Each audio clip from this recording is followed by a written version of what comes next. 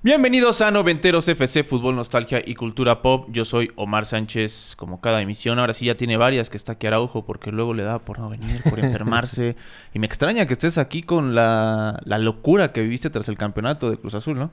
Hay una razón muy sencilla y es que hubo ley seca por las Ley elecciones. seca. Entonces no pudieron festejar. Exactamente. Otra persona que festejó, creo que no de la mano, pero igual de alegre, de festivo, de loco por este campeonato de Cruz Azul. El invitado del día de hoy, que lo presentaría como escritor, sin embargo, él se define como un juntapalabras. Me llamó mucho la atención, ¿no? Un oficio, las palabras ahí están, y a los que nos gusta escribir, en efecto, pues pongámoslas, ¿no? Entonces me gustó eso. Luis Reséndiz, bueno, juntapalabras, escritor, ensayista, tiene 3 libros publicados, escribe mucho en este país, también un usuario asiduo de Twitter, que también vi varias cosas que pones al respecto de las peleas que hay ahí, etcétera, pero también un gran aficionado del Cruz Azul, que aquí vienen puros aficionados del Cruz Azul, no entiendo por qué. ¿Cómo Hay está, un Luis? filtro. Qué gusto Muy tenerte bien. acá. Muy bien, muchas gracias. Muy feliz de estar aquí platicando con ustedes y sobre todo muy feliz de estar festejando la Copa de Cruz Azul, ¿no? La Conca Champions. Una historia que también leí un ensayo sobre Cruz Azul que hiciste de una afición sin sentido, que no solo la afición de Cruz Azul, ¿no? Creo que la mayoría de las aficiones lo son como tal. Hay un escrito es de García Márquez, si no me equivoco, ¿no? Que también habla de la primera vez que fue a un estadio y se hizo fanático del Barranquilla y que al final se convierte en esa horda de gente que se pone a gritar como loca. Creo que es parte del ser aficionado. En ese ensayo lo abordas. Entonces, precisamente con eso, hablando del cine de Cruz Azul, y les decía hace rato, consideran que irle al Cruz Azul es cine de terror o no? Bueno, no creo que sea necesariamente algo de terror, aunque a veces hemos vivido momentos de auténtico horror psicológico, me parece, dantesco, cósmico por momentos, ¿no? Me parece a mí que la semifinal de este año fue particularmente cósmica en su terror.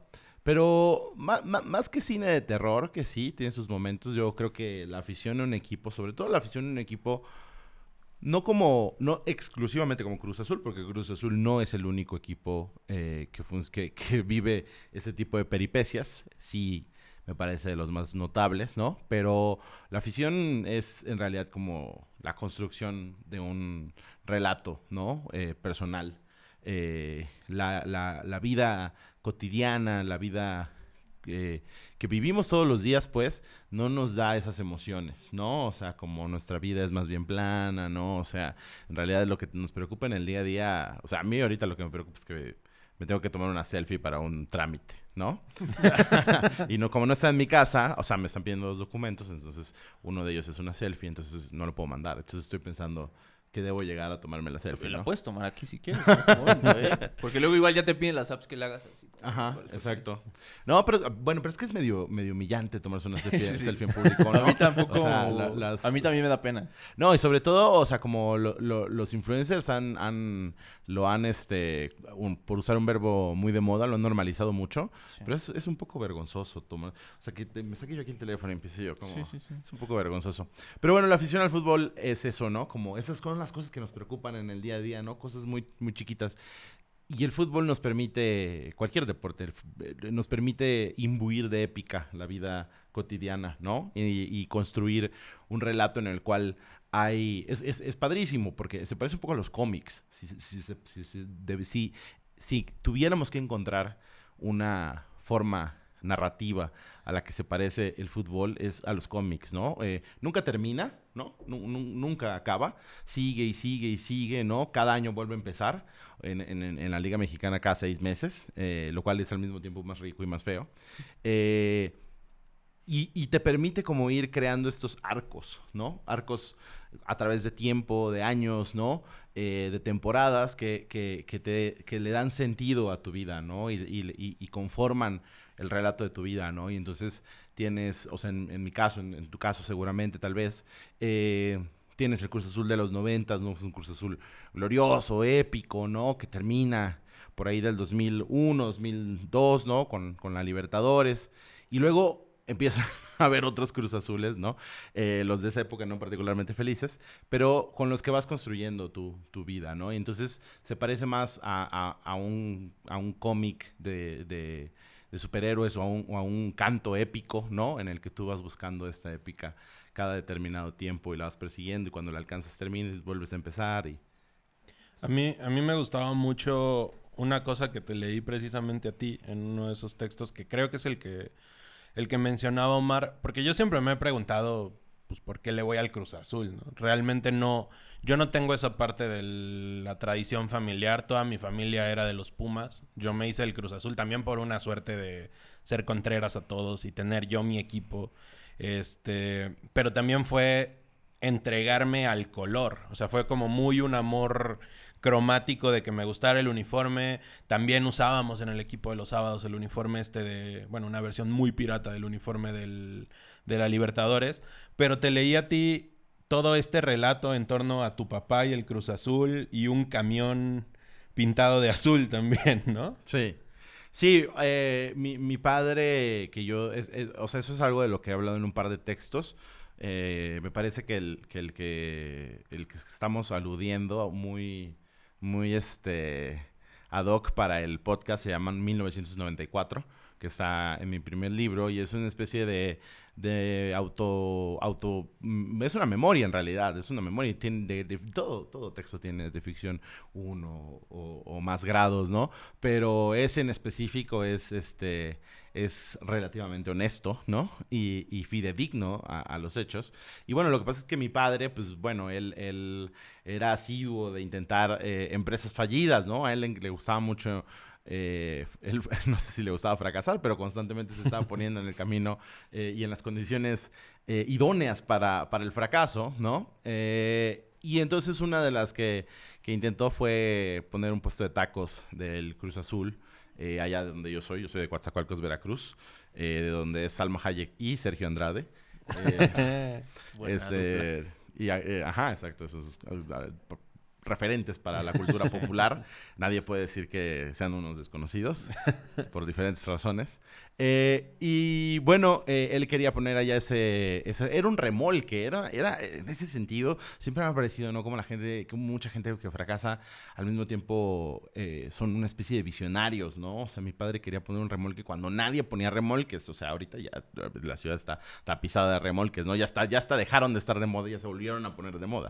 Y ahorita están muy de moda en Jalapa, que acabo de ir. Entonces, como que siempre en provincia llegan las reverberaciones un poquito desfasadas, pero él quería poner un remolque de tacos de cabeza, además de usar mucho como todo lo que era como la cabeza de la red. Antes del Cabecita Rodríguez. Antes del Cabecita Rodríguez. Estaba viendo muy lejos. Y bueno, fracasó terriblemente, ¿no? Creo que ni siquiera abrió, pero yo como una de las, o sea, una de las anécdotas cariñosas que tengo es que él me dijo, oye, ¿no quieres hacer como el logo del camión? Y obviamente, pues a mí de niño me gustaba mucho dibujar. Era probablemente lo que más me gustara hacer, más que leer y más que escribir.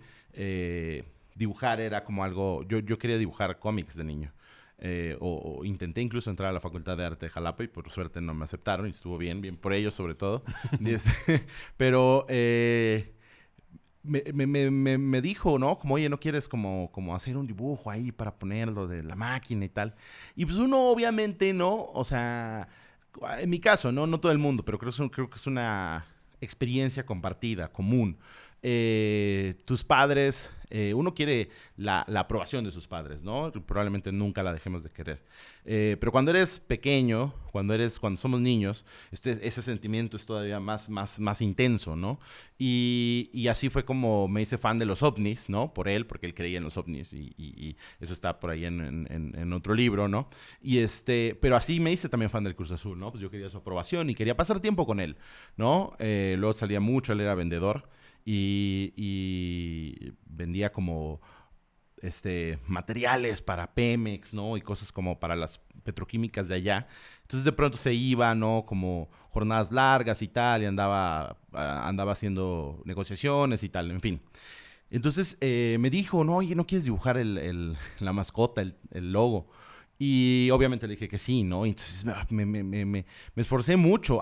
Creo que nunca había aprendido tanto de perspectiva hasta que intenté dibujar el tren como en ese ángulo, ¿no? Como sí. que viene, pero que le ves la cola, ¿no? Y que echa un mito, ¿no? Entonces como que estaba yo... Como los hermanos Lumière. Ajá, sí, exactamente. Justo estaba pensando en eso también. Entonces aprendí mucho de perspectiva tratando de hacerlo y bueno, finalmente lo logré.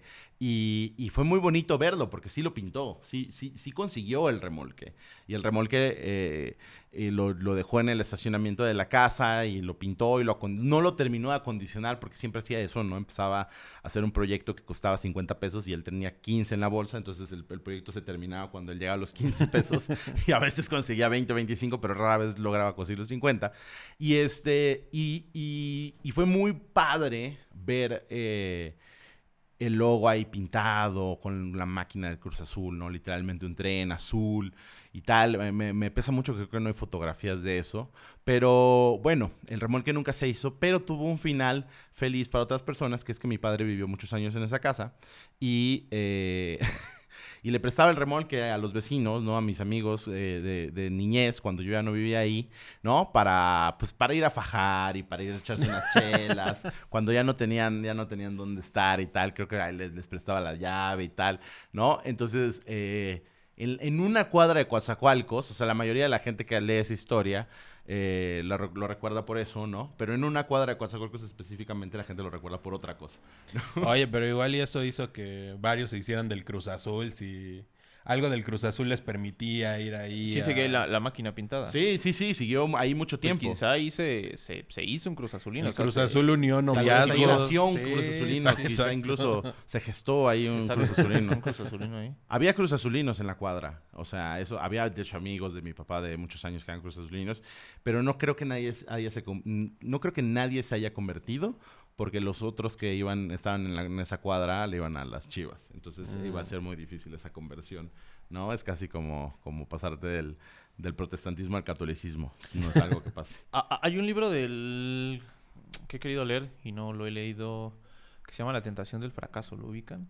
Es de ¿cómo se llama el peruano? Juan Ramón Ribeiro. Juan Ramón Ribeiro. Ribeiro, Sí. ¿no? Bueno, ahorita me acordé de eso. También me acordé de que... Coatzacoalcos, perdóname, ¿en qué zona está? En el sur, al sureste. Hacia el sur. Sí, Ajá. o sea, Coatzacoalcos es la parte del Golfo de México del Istmo de Tehuantepec. El Istmo de Tehuantepec empieza en Salina Cruz, Oaxaca, de donde era mi abuelo, y termina en Coatzacoalcos, Veracruz, donde soy yo. Familia de mi papá es de Poza Rica, del norte, de Tuxpan. Más al Pero norte. también ahí platicaban mucho como de historias de ovnis, de extraterrestres. No sé si tenga un poco que ver como tal con Veracruz, con estar cerca de la costa, con los hábitos de ciudades que no son tan grandes. Pero sí, en esa parte de Veracruz se hablaba muchísimo. Todos mis primos que sí vivían allá te contaban mucho de ovnis. Y también, Alaide Ventura, ¿lo ubican allá? Sí, claro. Es de Veracruz, ¿no? También. Sí, ella es de Jalapa. De Jalapa. Sí. Y antes de que nos cuenten un poco cómo vivieron esta final de Cruz Azul en la que ¿quién jugó la final de la Champions? El París, en la que el París hizo un Cruz Azul. Emulamos. O París preemuló al Cruz Azul. Sí, ¿Se sí, dan sí. cuenta? Fue el tráiler de lo que iba a pasar en esa final. Quería que me quede un poquito igual con lo de las fotos que a mí también me da mucha pena, en efecto, ¿no? Aunque hay gente que tiene la facilidad de tomarse fotos, y aparte de que son fotogénicas. Pero ahora que fui a cubrir la semifinal de Cruz Azul América, estaba en la cancha y pues, se veía muy bien, estaba como el cielo chido, los edificios, me quedaban en la espalda y dije, pues voy a tomar una foto, ¿no? Y la subí a Instagram, pero me costó mucho trabajo tomarme esa foto. Sentía que todo el estadio me estaba viendo y que estaban diciendo, este cabrón que es todo ridículo tomándose una foto. Es una sensación muy chistosa, ¿no? Que nos cuesta mucho trabajar la selfie. Sin embargo, queremos darte la confianza de que si tienes que tomar tu selfie aquí para tu trámite, Nadie te va a juzgar. nadie te va a juzgar. Nadie me va a juzgar. No es urgente, lo puedo. Bueno. Yo también me tomé una selfie ahora en la final. y porque decía así como campeón, ¿no? Como los pendones que pusieron, se ven increíbles. Que la cerveza ayuda a que uno la acepte más fácil, la selfie, ¿no? O sea, ya Sí, claro, salió, sí, ya... sí. Bueno, la otra vez que fuimos hasta pediste foto. Sí, ¿no? no, Hay que claro. tomarnos una foto. Porque pues ya, obviamente, Habíamos eliminado a la después de América, 3 sí. caguamas y eliminado a la América, pues cualquiera se quiere tomar fotos, ¿no? Y me la tomé y subí como un dump de fotos de la final a Instagram. Y pues ya como que lo dejé ahí y ya hoy en la mañana ya lo archivé porque me daba mucha pena que había pues, porque estaba yo como en el rush de la emoción, ¿no? Y dije, ay no, qué horror. Ya no son esos años de que se iban sumando y sumando ciclos sin el campeonato, que llegaron a 23, ya se ganó la liga, también se había ganado Conca Champions hace 8 años más o menos. Hace 11. 2014. Se ganó Copa, sin embargo, siguen presentándose algunas historias como la de la semifinal contra América.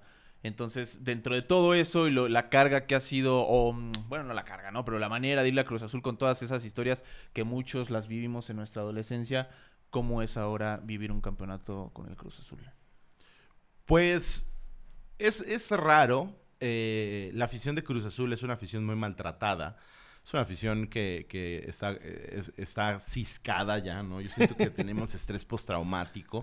Es un equipo muy peculiar en el sentido de que siempre está peleando los primeros lugares. No, es muy raro que no entre a la liguilla y que no esté compitiendo y que además que entre en un nivel competitivo, ¿no? Porque, pues, o sea, de pronto, no sé, el play-in permite que entre en cada aberración, ¿no? Pero Cruz Azul no es así, ¿no? Pelea torneos internacionales y los pelea bien. Es muy peculiar porque siempre está ahí, ¿no? Una afición nómada Sí, completamente. no tiene un estadio, ¿no? Y además, que es una cosa todavía más curiosa, pareciera que las cosas malas que nos pasan en buena medida por nosotros mismos, ¿no? ¿Te acuerdas de ese balón que le rebota a Corona en la espalda, ¿no? A Josgar. A Josgar, perdón. Sí. O sea, lo que hizo Kevin en esta eliminatoria, el penal de Rotondi del anterior, en fin, ¿no? Hay muchas historias así, ¿no? Entonces es un equipo curioso que pareciera que tiene un enemigo, tiene dos enemigos, ¿no? El primero es el América, ¿no? Evidentemente, ese es su gran enemigo, pero el segundo enemigo, el más grande, es él mismo, ¿no? O sea, es el fan de Cruz Azul está muy acostumbrado a atacar a su propio equipo, ¿no? O sea, yo tengo un grupo de amigos de Coatzacoalcos, justamente, con los que estudié la secundaria, que todos somos cruzazulinos. Se llama justamente Azules Porteños. y es muy chistoso porque tenemos ya una dinámica en la cual ellos empiezan la conversación diciendo lo mal que le va a ir al equipo. Y entonces, yo que soy un optimista recalcitrante, trato de encontrar siempre la luz. Y uno de ellos me decía, es que sí funcionamos, ¿no? O sea, como nosotros tenemos que ser muy pesimistas y tú tienes que ser como el que llega a poner como un poquito de optimismo. Y siento que el optimismo en la afición de Cruz Azul es minoritario, ¿no? La mayoría de la afición va a ver, o sea, una eliminatoria con la sensación de que la vamos a perder. Y en ese sentido, a mí me gustó esta Conca y me han gustado los últimos 2 años del equipo, específicamente año y medio desde que llegó Martín Anselmi, porque yo le decía, lo comentaba con Araujo, creo que empezó a invertirse apenas esa tendencia.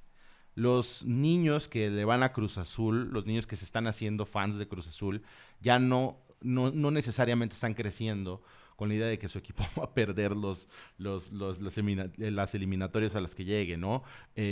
Ahorita no lo alcanzamos a ver así, pero en este semestre, este mismo semestre, pues se logró sacar al América de una eliminatoria, sí es verdad, de Conca Champions, pero era un torneo que el América quería ganar, ¿no? En el que tenía interés. Y en ese sentido creo que esta copa, este título, se vive de una manera un poco más feliz, ¿no? Un poco más gozosa. Además se arrasó sobre la cancha, ¿no? Que además es algo también inusual, no solo para Cruz Azul, sino en general en las finales, ¿no? Por eso la final de la Champions fue tan extraordinaria, porque no es normal esa diferencia tan aplastante, ¿no? Y esa ausencia de competencia un poco, ¿no? Entonces creo que se vive de mejor manera la afición. Creo que los que ya tenemos 30 y tantos, ya nos vamos enfilando, apuntando hacia los 40, pues ya hay amarguras que ya no se curan, ¿no? O sea, como hay heridas que ya nunca van a sanar del todo y probablemente cuando tengamos 60, 70 años seremos los fans amargados de Cruz Azul, pero ojalá que los que en ese entonces tengan 30 o 40 años sean fans un poco más felices. A mí me sucedió, bueno, vi de cerca un poco lo mismo que cuentas del grupo de amigos del Cruz Azul, que también estoy como en un grupo ahí donde de pronto sueltan noticias o platican cómo estuvo tal partido, lo analizan tal, y sí hay como una opinión generalizada por sufrir o orientada al sufrimiento, ¿no? Tengo un mal presentimiento del partido contra Vancouver, vamos a perder otra vez, ¿cómo puede ser esto? ¿Cómo puede ser que Kevin Mier haya hecho tal? Y hay un tipo, saludos al doctor Vanegas, que siempre está diciendo, no, ¿cómo sufren? Ya estoy harto de ustedes, siempre están viendo el lado malo, son unos pesimistas, tal. Y durante un tiempo el tipo se salió del grupo, porque ya estaba harto del pesimismo. En ese momento el grupo dejó de ser pesimista, porque ya no tenía ese contrapeso. Y de pronto el tipo volvió y otra vez. Entonces siempre es necesario alguien que vaya diciendo esa parte.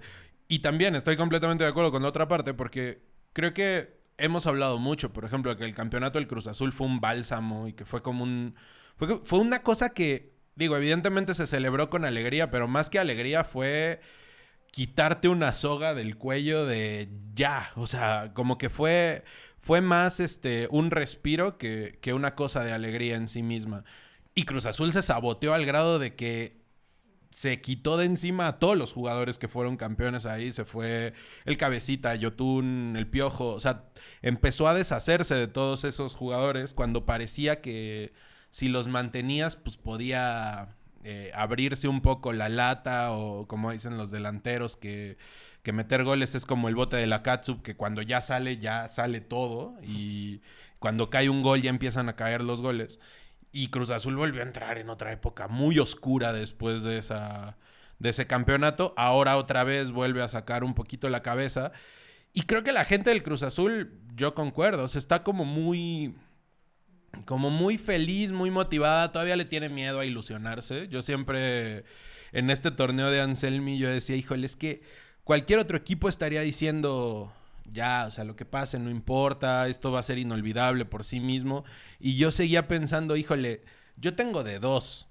O en el futuro, o voy a voltear ahora y voy a verlo como con cierta tristeza de decir, híjole, estaba muy ilusionado y no se dio.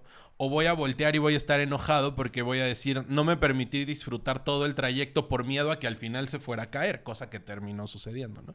Entonces uno vive un poco en esa dicotomía de no saber aceptar o de no querer aceptar la ilusión que lleva consigo mismo. Y creo que eso también es una parte muy bonita del viaje, que el aficionado del Cruz Azul no termine de creérsela permanentemente, y ya cuando la gana no tiene como ese soltar alegría, sino que es más un alivio que otra cosa, porque dice, qué bueno que no se me volvió a caer la torre de cartas, ¿no? Entonces, a mí me gusta, o sea, me siento muy identificado con esa parte, y también agradezco, por ejemplo, al Lolo Faravelli, que me parece un gran jugador, y aún mejor, lo platicábamos, se expresa aún mejor de lo que juega, y juega muy bien, diciendo permanentemente, pues lo que importa es el viaje, o sea, si ganamos, perfecto, si somos campeones, perfecto, pero el viaje nadie nos lo quita, y es un tipo que ha tratado poco a poco de instaurar esa idea, que creo que es importante. De pronto no la logramos hacer nuestra, pero creo que es importante. Y a mí me encantaría, por ejemplo, si el Lolo se va, ojalá algún día vuelva como entrenador, o al menos yo lo quiero tener como consejero de vida, más o menos. Me acuerdo que cuando éramos niños, o bueno, cuando yo era niño, que Cruz Azul no tenía este estigma, a pesar de que también pasó muchísimos años sin ser campeón. Eran 10, antes del 97 ganó en el 80, ¿no? Sí. O sea, sí también fueron más de 15 años. Sí. Pero no se vivía como con esa idea. Y sobre todo a final de los 90, y cuando vino lo de la Libertadores, Cruz Azul, incluso para el América, o sea, ahí América tenía una sequía de 13 años. Era un rival muy, muy, muy, muy imponente. Después vino esta época en la que Cruz Azul no le pudo ganar durante 7 años a América, luego 2013 y todo lo que ha seguido pasando. Entonces, la generación de que en ese momento eran los padres, que ahora ya son los abuelos, quizá pues que vieron al Cruz Azul de los 70, imperial, ganador, todopoderoso, y lo que dices de ahorita los niños ya no están creciendo tanto con esa idea de que algo malo va a pasar, porque ahorita me quedé pensando que creo, ustedes corríjanme, no ha habido, o sea, este rollo de Hermosillo, esa imagen épica de una victoria, porque incluso cuando ganan, como fue ahora contra Vancouver, pues ganan 5-0, es aplastante, pero no hay una épica, ¿no? Tú desde cierto minuto ya decías, bueno, ya vamos a ganar, vamos a empedarnos. O sea, no hay esa cosa. No, porque había ley seca. No podía. Bueno, nunca lo olvidaremos. Nunca lo voy a olvidar. ¿Qué es peor, la pandemia durante el campeonato de liga o la ley seca? No, porque en la pandemia yo sí estaba borracho, güey. Es lo importante. Y a eso iba. Cuando ganan después de 23 años y ya justo cuando se hizo toda esta burla, y aparte porque emergió el internet y las redes de la manera en la que lo hizo, se da en un momento en el que el mundo estaba totalmente metido en otra cosa, que fue en mayo del 21. Correcto. O sea, apenas 30 de había mayo. cumplido un año la pandemia de estar sucediendo en México. Pudo haber gente en el estadio, como el 30%, si no me equivoco. Tuve la chance de estar ahí y bueno, sí, claro, la gente estaba emocionada y todo, pero no fue proporcional. Gente hiperventilando con cubrebocas, que era una cosa así. Sí, que no sabía Nada más veías si estaban inflarse y emocionados, desinflarse el no cubrebocas, sabía si estaban sí. emocionados o estaban contagiados, ¿no? Sí, Yo sí. estaba en una cantina del centro y, o sea, estuvo padre porque pues, lo vi borracho, ¿no? O sea, entonces ¿En cuál ya estaba era? la mascota, tal vez. Y estaba yo ahí como muy contento, pero al mismo tiempo recuerdo como, o sea, estábamos todos con playas del Cruz Azul y pasándola bien y tal, pero recuerdo que había gente que también lo estaba viendo, ¿no? Y que cuando sucedió por fin y el árbitro dio ese bendito silbatazo final y nos quedamos con el título, llegaron y me empezaron a abrazar y recuerdo como dentro de mi borrachera decir como, ay, güey, pero no tan cerca, ¿no? Entonces creo que eso resume como un poco cómo se sintió ese campeonato, ¿no? Fue un alivio, pero no se sintió como una explosión de alegría, como yo creo que sí se sentirá, porque tampoco la Conca, ¿eh? O sea, lo hablaba justo con Araujo, ¿no? A ver, la Conca está bien, la Conca, por supuesto que es un torneo importante para nuestro fútbol y para la región, ¿no? Tiene su importancia. Tiene su premio. Tiene su premio, ¿no? Tiene sus consecuencias, pues, o sea, lo que viene después, ¿no? Pero no tiene el peso que tiene la liga, ¿no? Como que es realmente lo que estamos compitiendo, lo que compiten los equipos en México. Entonces, por eso no fui a celebrar al Ángel, porque dije, esto todavía no toca. Sí, ya dije, el Ángel es para la liga. Deberían dejarlo así. Sí, y para evitar el desafuero de figuras políticas. Que ya ahorita, no había visto que ya no tiene ahorita muros el Ángel, ¿cómo cuánto tiene? Yo no había visto, o sea, ya ven que estaba rodeado, bardeado, vaya. Sí. Y apenas se lo quitaron, quizás para la celebración. Es que somos gente decente. Nosotros no vamos a ir a vandalizar. Bueno, porque era ley seca, ¿no? También, Porque era ley exactamente. Vamos a meternos a comentar un poco sobre tus libros.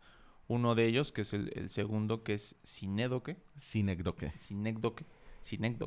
Que yo primero, bueno, como trataba de cine, pensé que había una asociación directa con la película de Kaufman. Después vi que no, que tiene algo que ver con un libro de cocina o algo así. Vi en una entrevista. Entonces, pues cuéntanos un poco de ese libro que a mí se me hace muy, muy interesante siempre abordar, y es parte de esto, ¿no? Cultura pop, que a veces se puede desde un cierto circuito desdeñar la importancia de cualquier expresión cultural que sea masiva o masificable, pero realmente tienen impactos grandísimos en toda la gente y en todo tipo de expresiones. Entonces, repito, ¿no? A veces ciertos circuitos como que lo quieren hacer menos, pero creo que es muy buena partida o es incluso siempre la partida para todas las otras expresiones que se pueden señalar como más cultas u underground o contracultural, lo que sea. Entonces, cuéntanos un poco de este libro.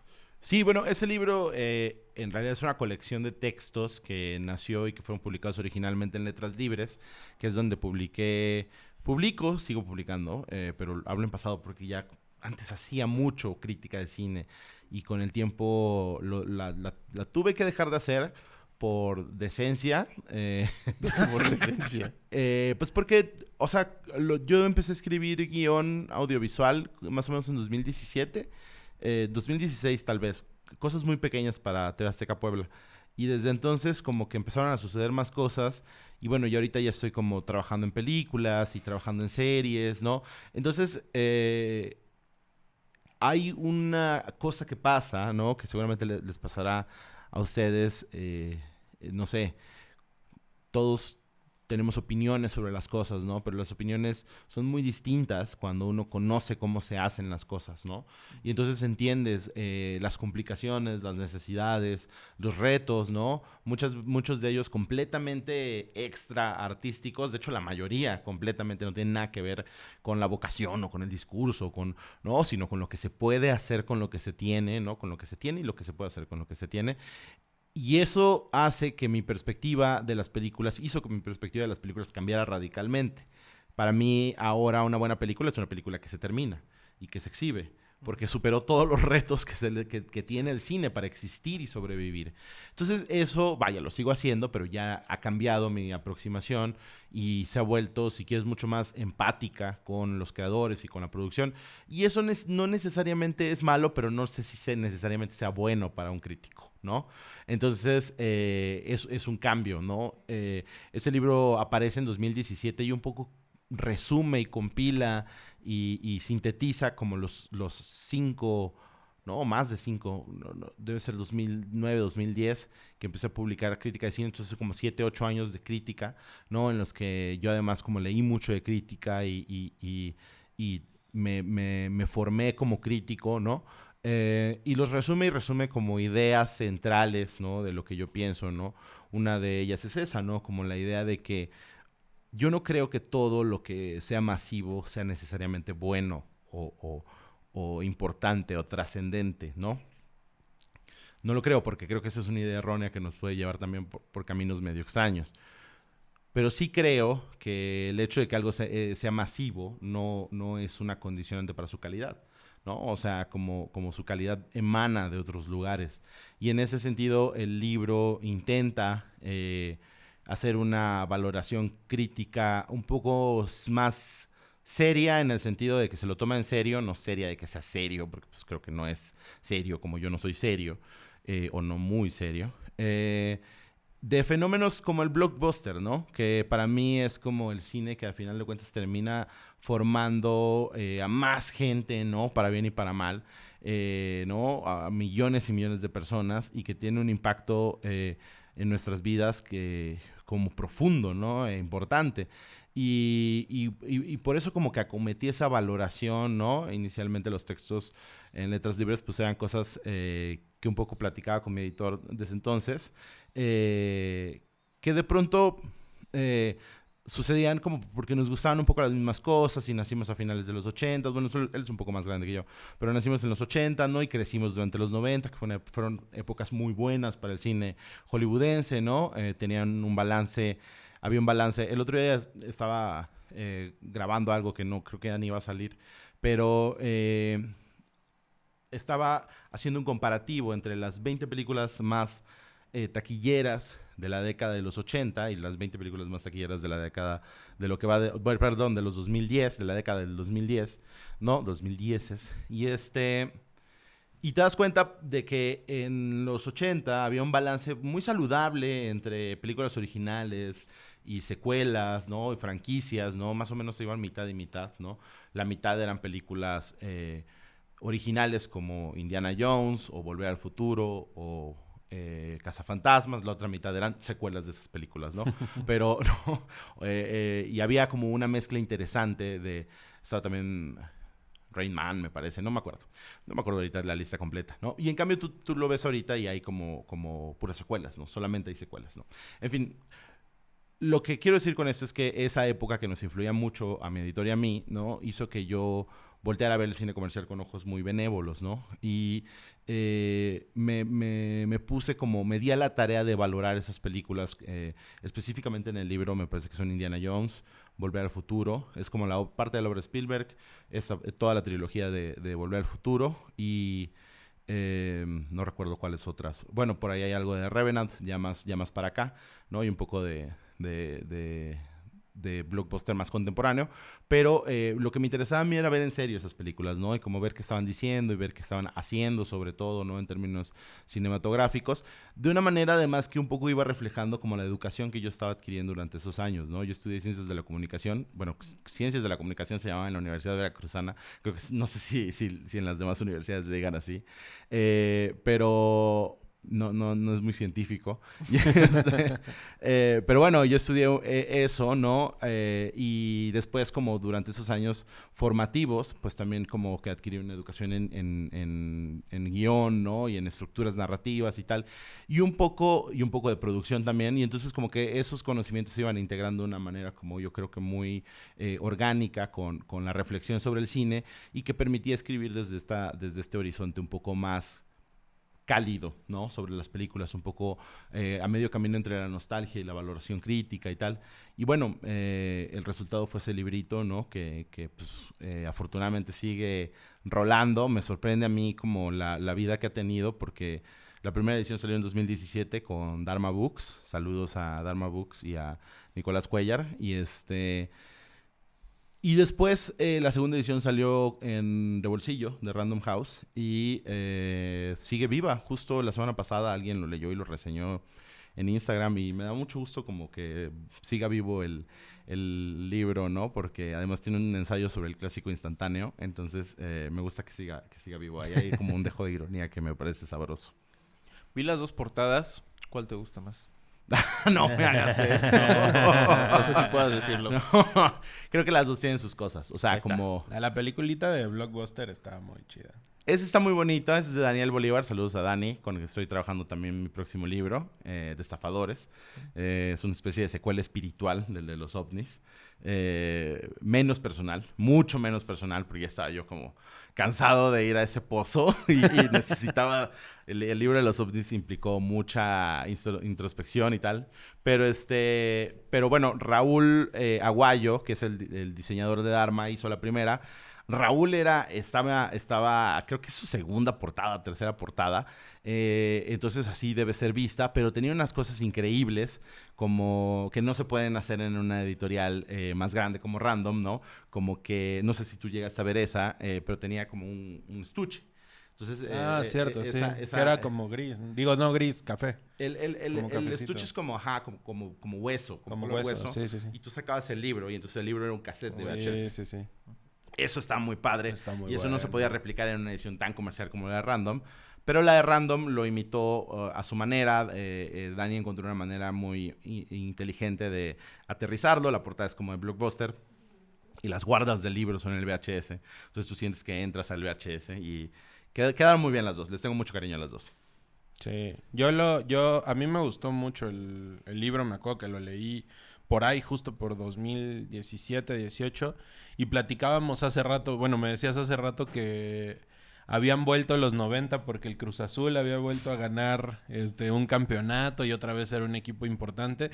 Y justo en esta parte de los blockbusters viene otra de Misión Imposible ahorita. Tú eres muy de Misión Imposible, ¿no? Soy más que de Misión Imposible, soy de Tom Cruise. Pero... Con la cienciología y todo. Bueno. o sea, yo no... Todos tienen fallas. Todos tienen sus religiones. Yo no me meto en eso. No, yo soy con Tom Cruise, el actor, el heredero. Para mí, el gran heredero, el último heredero so far de Buster Keaton, además. Que se le vitupera mucho a Tom Cruise, ¿no? O sea, se le ataca mucho por, no sé, no actuar bien, cualquier cantidad de cosas. Tom Cruise es como Nicolas Cage. Ahí es cuando tú sabes que alguien sabe de cine, tiene gusto de cine. O sea, cuando la gente... ¿Te acuerdas que hace como 10 años estaba súper de moda hablar mal de Nick Cage? ¿No? Y entonces ahí es donde decías, este güey es un villamelón. No ha visto 3 pelis en su vida. O sea, no puedes hablar así de un actor tan completo como Nicolas Cage, ¿no? Un tipo que te da todos los registros, básicamente. Y de Tom Cruise pasa una cosa similar. O sea, es un tipo... A lo mejor no se ve tanto su... registro, porque él ha decidido hacer lo que más le gusta hacer, que es películas de acción, Pero tú ves Eyes Wide Shut, ves Magnolia, ¿no? Y no me puedes decir que estás viendo un mal actor. O sea, ves Rain Man, ¿no? Cocktail, y no estás viendo un mal actor, estás viendo un muy buen actor. Lo que sucede es que La él de decidió... Michael Mann, ¿cuál es? Collateral. Collateral. O sea, tú estás viendo un muy buen actor. Lo que sucede es que este muy buen actor lo que le gusta es tirarse de aviones, ¿no? Entonces, ahí no Cada hay quien mucho... tiene sus hobbies. Pero a ver, eso no lo hace Ryan Gosling. Sí, O sea, se hace eso, se desnuca. O sea, no, y eso es una forma de ser actor también. Una que hemos olvidado, que es el manejo del cuerpo, ¿no? El control del cuerpo hasta límites, hasta circenses, si se quiere, ¿no? Pero él lo mantiene vivo. Entonces, esa es una de las razones por las que yo lo quiero mucho. ¿Ya viste la última? Sí, claro, ya 2 veces. Ok. Y bien. Muy bien, muy Muy bien. bien. Si es la última, estoy contento. O Ok. sea, y si no, también. Pero fue un buen cierre. O sea, está padre. Y bueno, o sea, lo que yo decía de Misión Imposible es que Misión Imposible tiene algo que no tiene ninguna otra saga de películas de acción, que es que la peli podrá ser más buena o más mala, ¿no? O sea, como la peor para mí, con todo el respeto para el maestro John Woo, es la 2. O sea, John Woo es un director que me encanta, pero esa peli es la peor Misión Imposible que hay. No lo digo yo, lo dice la ciencia. Y pero todas las películas de Misión Imposible, sin falla, tienen al menos un momento que se va a quedar grabado para siempre en el cine, en la memoria del cine, ¿no? O sea, todos recordamos como pedacitos de cada una de ellas aislados, ¿no? Como la incursión en la primera de Palma, incluso en la de John Woo, el momento de la moto con la explosión atrás o las palomas, ¿no? La escalada de este edificio, ¿no? Allá en el Medio Oriente. O sea, todas tienen momentos muy memorables que se van a quedar ahí, ¿no? Y eso no lo tienen todas las sagas, ¿no? Hay sagas mucho más desechables, ¿no? O sea, Indiana Jones es la saga, también una saga que amo, pero, o sea, yo no me acuerdo de medio segundo de Dial of Destiny, ¿no? O sea, ya esa última que hicieron ya fue como una necedad. ¿De misión en cuál vamos? ¿8? 8. O sea, son 7 porque la última está partida a las 2, en 2, pero sí son 8 me parece. Ok. El otro, bueno, son 3 libros, pero el más reciente, que me tengo que permitir leer el título. Algunas verdades están afuera, pero de otra es imposible saberlo, que tiene que ver con lo que ya decías de los ovnis, pero son ensayos. Me llama mucho la atención, la portada, además. Entonces creo que es un libro que es un poco más difícil de explicar de qué va. Sin embargo, te voy a hacer la pregunta, pero sobre todo o sea, ¿cómo te surgió esa inquietud? No, que dices que desde niño la tienes, ¿no? Pero de hacer un libro, de escribir al respecto y hacia dónde camina. Sí, o sea, el libro en sí, o sea, yo le digo el de los ovnis, ¿no? Como que eso es como que lo más fácil Sí. para explicarlo, ¿no? O sea, y es como la manera en la que yo mismo también como me refiero a él.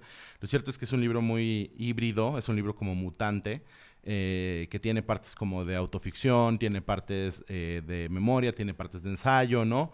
Y el último texto que es básicamente un relato, ¿no? O sea, como una autoficción que se vuelve como un relato un poco deschavetado. En realidad como el libro va de 2 cosas, ¿no? Como es esto que dice Ricardo Piglia, ¿no? De que todos los cuentos tienen 2 tramas, ¿no? La de arriba y la secreta, la famosa trama secreta, ¿no? Y entonces como en mi libro me parece que la parte de arriba es como sobre la vida en otros planetas, ¿no? La idea de la vida en otros planetas, cómo convivimos y cómo habitamos el mundo junto a ella, ¿no? Desde diferentes perspectivas, porque los ensayos y los textos se van moviendo, ¿no? A ese respecto, ¿no? Hay algunos que son como más personales, de mi padre conmigo, ¿no? Y esa relación que teníamos fundada en eso. Hay otras que son como sobre cosas sobrenaturales, ¿no? Como, ¿no? Sobre la fe, sobre la religión, ¿no? Sobre la cultura pop en general, o sobre, por ejemplo, hacia el final, ¿no? Que es como cuando agarra un cariz un poco más serio, sobre la nueva conquista espacial, ¿no? De Elon Musk y Jeff Bezos y demás, ¿no? Y las tramas secretas es más como la búsqueda de un padre, ¿no? Es como una cosa medio de orfandad cósmica del personaje, ¿no? Que se parece mucho a mí y que por momentos soy yo, y que un poco va como buscando, ¿no? Como esta especie de figura paterna o esta sensación de pertenecer a algo como a través de muchas veces de la idea de la vida en otros planetas.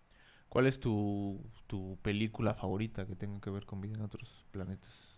Ay, es una muy buena pregunta. Obviamente se me olvidaron todas las películas Esto así extraterrestres en pasa. este momento. Sí, ¿Alien? ¿No? Alien probablemente. Alien es muy buena. O sea, lo que sucede con Alien es que Alien no es tanto, o sea, el Alien es una bestia, ¿no? Sí, Como sí, que sí. un poco pasa eso, ¿no? Creo, o sea, no, ya me acordé.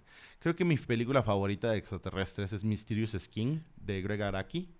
¿La viste? Es que justo cuando acabaras yo iba a hablar de Mysterious Skin. Sí, y fue una influencia para el libro en algunos momentos. También Contacto de Robert Zemeckis. Me parece extraordinaria. O sea, lo que sucede con Alien es que Alien es de mis películas favoritas y es mi franquicia, después de Misión Imposible, probablemente mi franquicia favorita, ¿no? Me parece increíblemente sólida. Es rarísimo, además, como mantener ese porcentaje de bateo a lo largo de varias películas. Siempre eso es lo que es más difícil, ¿no? Como que... Y Alien es como, hasta ahorita incluso, como un campo... es como una caja de arena para traer, para invitar a grandes directores a trabajar, ¿no? Ahorita con Fede Álvarez. Tal vez la película discursivamente no me gusta tanto. Me parece que es como la que menos ideas padres tiene, pero es una muy buena película, Romulus. Pero volviendo a Mysterious Skin es la que más me gusta, yo creo, porque no hay extraterrestres, ¿no? O sea, estoy spoileando, pero también su culpa es como del 90 y tantos. Ya la debieron haber visto. Y y además sale un Joseph Gordon-Levitt jovencísimo, ¿no? Es encantador. Es una película desgarradora, ¿no? Y un poco va de cómo proyectamos cosas, ¿no? Como en este caso en los aliens, ¿no? Cómo se proyecta este trauma además terrible en la idea de un extraterrestre. Nada, me parece increíble. Y Contacto es básicamente como la influencia principal del relato, del último relato del libro. Es una película que me gusta mucho. Además es como esas películas borgianas, ¿no? Se acordarán que en Tlon Uqbar Orbis Tertius, al final, cuando encuentran el volumen de la biblioteca que estaba perdido, ¿no? Bueno, cuando o sea, encuentran el volumen y se dan cuenta de que el mundo será Tlon, termina, ¿no? Que es como la ficción se va a terminar comiendo al mundo, ¿no? Hay como una colita ahí de ficción que resulta que se queda en el mundo habitándola como una especie de virus que va a crecer y lo va a engullir, que es un poco lo que hace formalmente también Rodolfo Walsh en Nota al Pie. Recordarán cómo se va comiendo la nota al pie al texto, ¿no? En la edición original, literalmente se lo come, bueno, no literalmente, pero la primera tiene una línea, la segunda una línea, es muy lindo eso.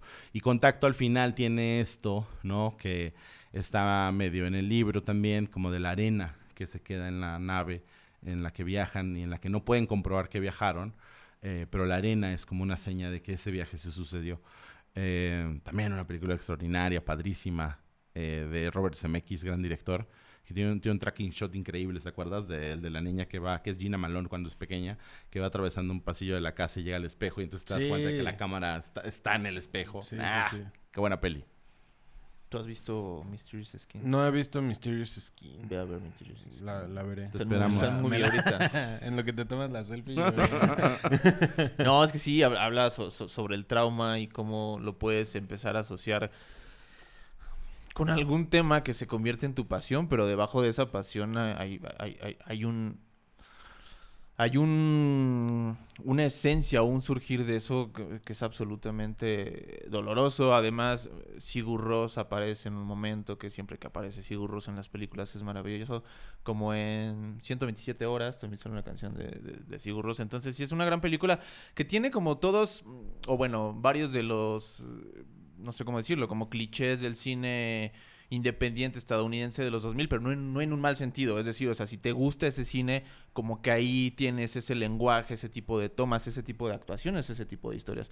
Entonces te invitamos cordialmente a que veas Mysterious Skin. Y Robert Zemeckis, que lo abordas en tu libro, con Volver al Futuro, justo junto con Steven Spielberg, pero creo que es uno de los directores que ejemplifican de una manera tan puntual como es hacer un cine grandilocuente, pero con buenas historias, ser un director total, porque hay que recordar, bueno, hizo Volver al Futuro, que impacta y sigue impactando de manera absoluta y definitiva en la cultura popular. Forrest Gump, ¿qué decimos de Forrest Gump? Después hace otras películas como Náufrago, que quizás sí se ha ido diluyendo a lo largo de los años, pero pues cuando salió Náufrago, 10 años todos ante cualquier situación gritábamos Wilson, o veías un balón y Wilson, Wilson. Yo acabo de ver hoy en la mañana un video de una inundación, de la inundación en Iztapalapa, Sí. y alguien en el video, en el camión, que estaba tapado de agua, tú lo viste porque te estás riendo, grita... ¡Hay alguien aquí! Y alguien le contesta, ¡Wilson! Entonces, sigue muy viva. O sea, si en una inundación en Iztapalapa están refiriendo a Náufrago, Pues sí. es porque está más viva que nunca. Una vez me acuerdo, mi hermano es piloto y pues le maman las películas de aviones, ¿no? Entonces estábamos una vez en casa de mi mamá y dijo, voy a poner una película de aviones. Y Denzel Washington, que es un actor que te puede dar una película que te guste mucho, pero también pues se avienta otras de acción que son meramente por cumplir, ¿no? Entonces aquí pues yo pensé que iba a ir por otro lado, que se llama esta película El Vuelo, tal cual, Sí, El Fly, Vuelo, ¿no? The Fly. Entonces dije, bueno, vamos a ver la película de aviones con Denzel Washington, que seguro va a ser un héroe que termina ahí con un secuestrador y no sé, algo así me imaginaba que iba a pasar. Pero entonces, ya desde que empieza, desde que ves que el vato va pedo, por cierto, ahorita que has hablado 2-3 veces de alcohol, ahí no había ley seca, y ves la escena de la caída del avión. Cuando yo vi la escena de la caída del avión, dije, bueno, espérate, ¿qué es esto? Estoy viendo un director que sabe qué pedo con lo que está haciendo. Ya me metí a ver qué película era y ya había, es de Robert Zemeckis, no traía en el radar que había sacado esa película y dije, bueno, ¿no? Y ya me puse a verla. Te pusiste más receptivo. Exacto, más receptivo. Pero a lo que voy es que de inmediato en casi todas sus películas, por supuesto la mayoría de los directores tienen traspiés, pero en la mayoría de sus películas ves por completo la manufactura de un director y es el caso del Vuelo, que aparte sí es una película que Está a mí me padre, gusta, sí además. está chida, ¿no? Sí, bueno, lo que sucede es que, o sea, el director hollywoodense... A mí es una de las razones por las que me tardó mucho tiempo en entrar Christopher Nolan. Tardé mucho, tal vez Araujo lo recuerda un poco mejor, pero, o sea, incluso recuerdo que cuando fui a cubrir Dark Knight Rises... En ese entonces tenía un blog yo en Milenio, te estoy hablando de la prehistoria, y o sea, me dieron un blog, como así de ten un blog, y pues yo pues publicaba mis cuates, ¿no? Y bueno, y a la gente que me gustaba cómo escribían. Y que también eran mis cuates. Y entonces, que trataba yo de que fueran mis cuates, y por eso los invité a escribir. No, y entonces publicaba yo y cosas que yo escribía, ¿no? Era como editor y contribuyente, colaborador del blog. Y fui a cubrir Dark Knight Rises y le di una reseña tan mala, porque me estaba yo tan enojado, y la publiqué al día siguiente, así. Y o sea, nunca es de las veces, no, nunca, varias veces ha pasado, desgraciadamente.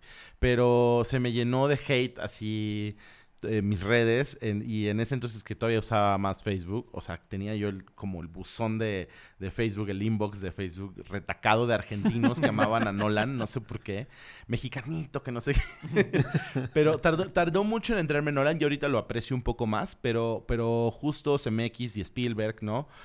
Son como ejemplos de directores que para mí representan lo mejor del cine hollywoodense en términos meramente cinematográficos, porque son directores técnicamente deslumbrantes. Es decir, tú ves lo que hizo Spielberg en su primera película, esa la de los camiones, ¿no? Es buenísima. Es muy buena, es muy buena. Y tiene unos, o sea, y tú ves desde entonces como un tipo con un pleno dominio técnico, ¿no? O sea, como de lo que está haciendo, sabe dónde poner la cámara. Además, muchas veces la ponía él, o él era el que le estaba operando. Un Tiburón después. Tiburón, que también, bueno, Tiburón es obviamente extraordinaria, ¿no?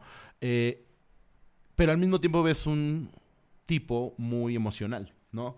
Que sabe como dónde están como los acordes emocionales que tiene que tocar para que las películas nos conmuevan o espanten o emocionen, ¿no? O sea, como los dinosaurios te emocionan en Jurassic Park porque son muy deslumbrantes técnicamente, pero también te emocionan por lo que representan para los personajes, ¿no? Cuando tú llegas y ves a los Cuello Largo por primera vez, llevas 45 minutos construyendo la importancia emocional de ver un dinosaurio más allá del truco genético que haya sucedido. Entonces ese tipo de cosas pasan con esos directores, ¿no? No sé hasta qué punto, o no sé quiénes serían los directores contemporáneos que me estuvieran dando eso en el cine de acción. Creo que no hay muchos. O sea, Christopher Nolan creo que lo que ha sucedido es que se ha esforzado por hacerlo, ¿no? Se ha esforzado, ¿no? Probablemente Denis Villeneuve, pero él me sigue pareciendo como un tipo un poco frío, ¿no? Como un poco distante, aunque el otro día revisé Blade Runner 2049 y entendí un poco más, ¿no? Pero muchas veces lo que falta es tiempo, ¿no? Como dejar que el tiempo se siente y ver las películas con un poco más de distancia. Pero creo que es lo que pasa con esos directores. Si ahorita tú pudieras hacer un guión de acción y así tener todo el trabajo posible, ¿a quién agarras de protagonista y a quién de director? Uf. Qué buena pregunta. Creo que el director lo tengo muy claro, Brad Bird, el de Los Increíbles y Misión Imposible 4. Es el de... No, la de... ¿Cómo se llamaban? La que no podían ver, la de... ¿Bird Box? No. No es ahí. No, Quiet Place, dices tú. No. Bird Box sí, es la que... con Sandra Bullock. Sandra Bullock. Sí, no es él. No, Brad Bird es el que hizo Los Increíbles. Ok. Que hizo Tomorrowland con George Clooney, que es un poco un fracaso, o no, un fracaso. Y Misión Imposible 4, que es, recordarán que Los Increíbles, o sea, tienen la misma secuencia como de las bandas en el avión, donde van como tirando cosas a través de una banda. Él me parece un director de acción extraordinario. Después se fue, iba a ser la que seguía de Misión Imposible y se fue a hacer ¿Cuál fue la que se...? Los Increíbles 2. Ya. Es que cuando llama Disney, pues... ¿no? O sea, y creo que... Me gustaría ver... No, ya sé, a Idris Elba. ¿Idris Elba? Pues, o sea, ¿sabes? O sea, ¿viste la de Hobbs and Shaw? Sí. Bueno, Sí, y sí, además sí. conoces a Idris Elba. Sí. Idris Elba es un gran actor, es un actor dramático con mucho peso, es un tipo absolutamente hermoso, ¿no? Y además es un tipo que ha hecho acción, ¿no? O sea, porque no puedes traer como alguien que no ha hecho acción porque luego, o bueno, sí, lo que pasó con Bob Odenkirk en Nobody, ¿no? Cierto, Que Bob Odenkirk sí. venías de Que Breaking sale desde Bad. el póster, sale todo madreado. Sí, todo madreado. Pero no, Idris Elba, me gustaría ver a Idris Elba. O sea, mi sueño siempre fue que... Y a lo mejor ahorita hay alguien de Prime por ahí. A lo mejor esto puede llegar a la persona correcta, ¿no? Pero, o sea, la decisión correcta, si voy a mirar a la cámara, es en la dirección Christopher Nolan y el protagonista debe ser Idris Elba. Idris Elba es y debe ser el nuevo James Bond. Eso es lo que yo haría. Que ya lleva sonando rato, ¿no? Pero no pasa. No Creo pasa. que está más cerca Nolan de que Prime lo busque que Idris Elba. Como que Idris Elba pasó el momento y no sé si ya crean que esté muy grande, aunque eso no importa luego, ¿no? Pero sí, creo que eso. Por último, por no dejar algún par de cosillas de terror, que a mí últimamente, digo, ya tiene años esa tendencia que se ha usado mucho. Un terror en el que puedes o no tener fenómenos paranormales, pero además se relacionan muchísimo con la psique del personaje, incluso con dramas familiares. A mí me gustó muchísimo La Maldición de Hill House de Mike Flanagan. Me gusta mucho esa serie, creo que lo hace de gran manera. Y apenas terminé de ver hace un par de semanas True Detective, la temporada 4, que... ¿Es la de Jodie Foster? Sí, es la de Jodie Foster y dirige Isa López. Que Isa López hizo una película hace como 20 años que se llama Efectos Secundarios con Marina de Tavira. Como era una película muy mexicana de ese momento. Luego hizo Vuelven, una película sumamente interesante, pero yo no traía para nada en el radar que estaba cerca de Hollywood o cerca de grandes estudios. Y de repente que iba a salir esta temporada y vi que Isa López, o sea, me metí a ver si era Isa López y resulta que es Isa López. Y ahí manejan un poco esto, ¿no? Tanto de lo sobrenatural como de lo psicológico y también incluso de... bueno, sobre todo eso, que en las temporadas anteriores no se había manejado. Sí te manejaban, por supuesto, el rollo psicológico de los personajes y cómo pueden tener que ver sus recuerdos, sobre todo en la temporada 3. La primera es mucho sobre la depresión y como mucho más tradicional de una historia de detectives. Pero bueno, aquí le meten un poquito ese mundo quizás sobrenatural o quizás no. Entonces, ¿tú qué te ha llamado la atención de terror estos últimos años? Si es que traes algo en general y algo mexicano, no sé si tengas. Pero pues, en general. O sea... A mí el terror es el género que más me gusta. Creo que el terror se parece al musical en el sentido de que son géneros puramente cinematográficos. Todo el tiempo...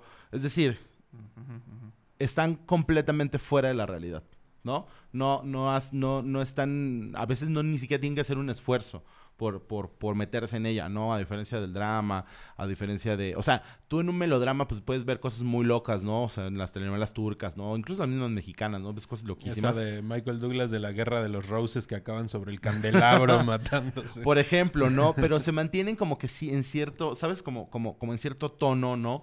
Que es obviamente no fantástico, ¿no?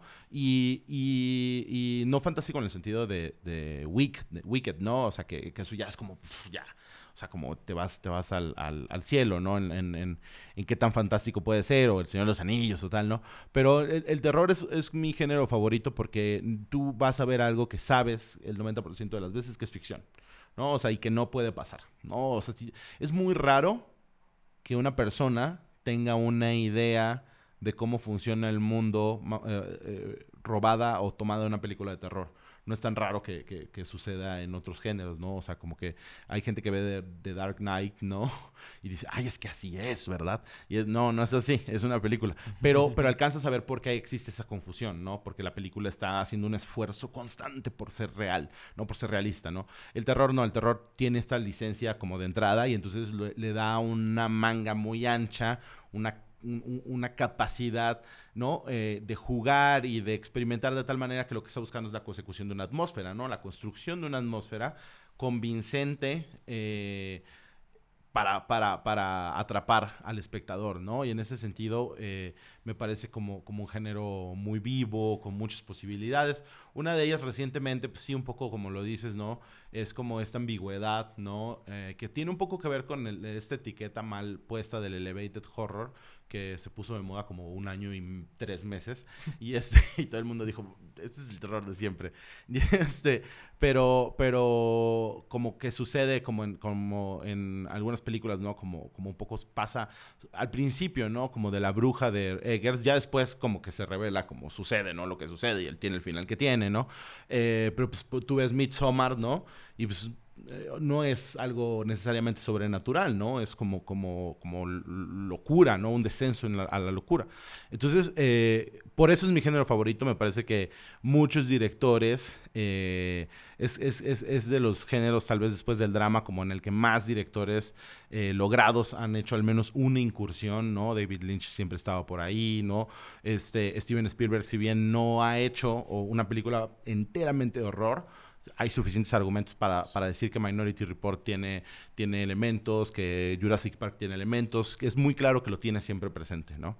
Entonces eso, y ahora sobre la recomendación, bueno, mexicana, a mí realmente como la película más reciente que me sacudió mexicana de horror fue Huesera de Michelle Garza Cervera. Tuve además con el privilegio de trabajar con Michelle en La Hora Marcada. Ella contribuyó con un episodio que se llama La Mano, que si pueden vean toda la serie, pero vean ese episodio, es un episodio extraordinario sobre una mujer que está convencida de que hay una mano recorriendo un hospital, ¿no? Y por las noches. Es un gran episodio, se me hace una gran directora, o esa es una muy buena película. Y pues nada, esa es como la mexicana reciente que más me ha sacudido y que más he sentido, wow, esto está muy, muy cabrón. Y hay otra que acabo de ver hace unos días, que es de otra directora con la que también tuve la fortuna de trabajar en La Hora Marcada, que es una directora argentina que se llama Laura Casabé, que dirigió una adaptación de 2 cuentos de Mariana Enríquez, La Virgen de la Tosquera y El Carrito, y los adaptó en una sola película que se llama La Virgen de la Tosquera, que acabo de ver, estuvo en Sundance CDMX, y es una película sensacional y camina justo esta frontera. Esta mucho más que Huesera como que tiene como un poco más esto donde se interna en un mundo más fantástico, ¿no? En el que sí hay a veces la duda de si está sucediendo dentro o fuera de la mente de la protagonista, pero un poco, ¿no? Se interna más ahí, ¿no? Visualmente también.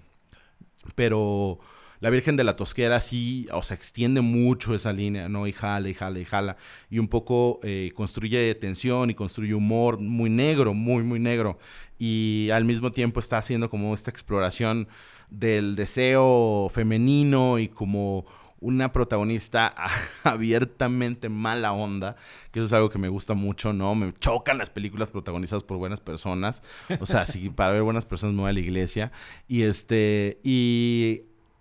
esa película me parece que aterriza muy bien la idea de un horror latinoamericano, ¿no? Como no necesariamente recurriendo a los tropes del género, ¿no? Que gringo, ¿no? Que es algo en lo que muchas veces caen o caemos, ¿no? Las personas que escribimos horror en México. Esta me parece completamente ambientada en una Argentina que además... al menos a mí me recordó mucho a mi lugar de origen, ¿no? Con un calor asfixiante y una crisis que está ahogando a todo el mundo. Entonces, bueno, esa película apenas va a tener su estreno comercial acá en México. Huesera ya la pueden ver como en streaming, pero esa película apenas va a tener estreno comercial, entonces hay que ir a verla cuando llegue al cine. Yo definitivamente la quiero volver a ver, me parecieron las cosas más frescas que he visto últimamente. No vi que estaba basada en los cuentos de Mariana Enríquez. ¿Viste Together? Igual este fin estuvo igual en lo de Sundance, ¿no? Bueno, igual es como de horror. Interesante. Sale, ¿cómo se llama? Se llama el hermano de James Franco. Dave Franco. Sí. ¿Es ¿de quién es? ¿No es de él? No la dirige él. No me acuerdo ahorita del nombre del director. Sé cuál es, la tengo en el radar, pero sí, no estaba yo en la ciudad. Afortunadamente me regresé antes justo para ir a ver eso. ¿Tú algo que nos recomiendes, Araujo, ya sea de terror o de la máquina de la Cruz de la Cruz Azul? Un costalito. Que fichen al Arcamón. No, dos series que he estado viendo estas últimas semanas. Una, se ha hablado mucho de ella y que creo que está muy bien hecha. Muy bien hecha y también sorprendentemente bien hecha. Porque digo, yo soy un seguidor de siempre de todo lo que haga mi muchacho Seth Rogen, desde Pineapple Express y todas esas cosas. Pero esta última serie que salió de estudio está muy, muy bien. Me ha gustado mucho, tiene cosas... O sea, se ve que busca como un ritmo narrativo ahí entre Birdman, Whiplash, pero también sin olvidar todo el humor que a él lo ha tenido donde lo tiene. Tiene cameos muy chidos. No quiero decir cuáles porque son excelentemente sorprendentes cuando aparecen. Y por otro lado, una serie que me parece menos buena, pero pues que me ha tenido al borde del asiento porque algo pasa que cuando yo veo millonarios blancos en problemas me quedo viendo la serie, que es la de Your Friends and Neighbors con Jon Hamm, que yo desde Mad Men lo tengo en muy alta estima. Que digo, es increíblemente inverosímil, le pasan cualquier cantidad de cosas, se meten 20,000 problemas que si no resultan verosímiles, pero uno se queda ahí viendo qué le va a pasar después. Las dos están en Apple TV. Creo que la de Your Friends and Neighbors acabó esta semana y la otra lleva 2 semanas que terminó. Pero las dos me parecen como dos cosas muy frescas ahí disponibles. Perdón. No, adelante. De estudio está buenísima. Está muy bien. Me falta ver los últimos 2 episodios, pero está buenísima.